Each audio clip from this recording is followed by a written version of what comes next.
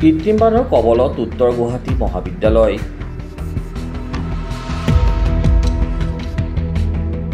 মুষলধাৰ বৰষুণৰ ফলত মহাবিদ্যালয়ৰ চৌহদত জলমগ্ন হোৱাৰ লগতে মহাবিদ্যালয়ত কোঠাত সোমাইছে পানী। শিক্ষাৰ্থীসকল মহাবিদ্যালয়লৈ আহি সন্মুখীন হৈছে অসুবিধাৰ। এগৰাকী শিক্ষাৰ্থীৰ অভিভাৱক মহাবিদ্যালয়ৰ প্ৰৱেশদ্বাৰতে দুৰ্ঘটনাগ্ৰস্ত হৈ চিকিৎসাধীন হয়। কৰ্মচাৰীয়ে পুৱাৰে পৰা মহাবিদ্যালয়ৰ কোঠাৰ পানী সিঁচি পানীমুক্ত কৰাৰ চেষ্টা চলাই আছে। এই বিজ্ঞানসন্মত নলাৰ অভাৱতে উত্তৰ গুৱাহাটী মহাবিদ্যালয় এইদৰে জলমগ্ন থকাত বাধাগ্ৰস্ত হৈ আহিছে শৈক্ষিক পৰিৱেশ। কেতিয়াৰ পৰা পানী গুচি আছে বাৰু?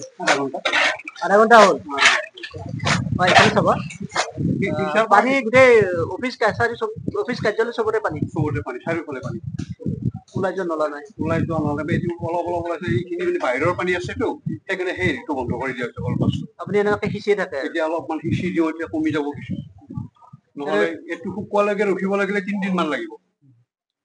গোটেই চহৰতে পানী। উপায় নাই। চাৰিওফালে পানী, সেইফালে পানী, বিল্ডিং বিলাক পানী, পুখুৰীৰ পৰা পানী আহিছে, এইফালে ৰাস্তাত পানী, চাৰিওফালে।